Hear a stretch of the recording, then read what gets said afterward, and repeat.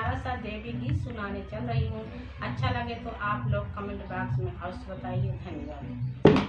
सचे कई दशा पनवाया सान मैया, सचे कई दशा पनवा दुर्गे मैया, सचे कई दशा पनवा दुर्गे मैया।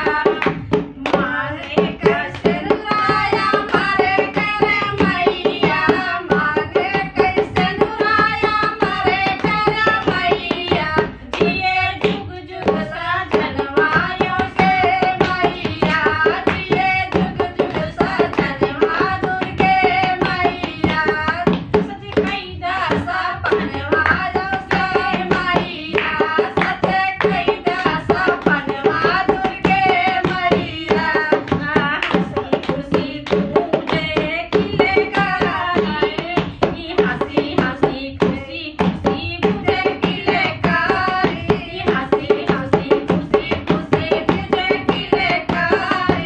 लाल खेलैया घनवा दुर्गे मैया, लाल खेलैया घनवा दुर्गे मैया।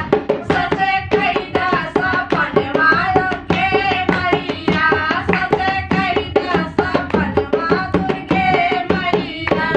धन दौलत भरे महलाया टारी, धन दौलत भरे महलाया टारी, दौलत भरे महलाया टारी, धन दौलत भरे महलाया टारी।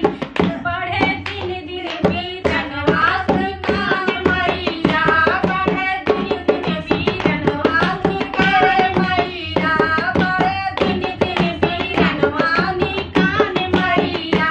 सचे कई दशा पनवायो के मैया, सचे कई दशा पनवा दुर्गे मैया। बोला दुर्गे मैया की जय, बोला शेरा वाली मैया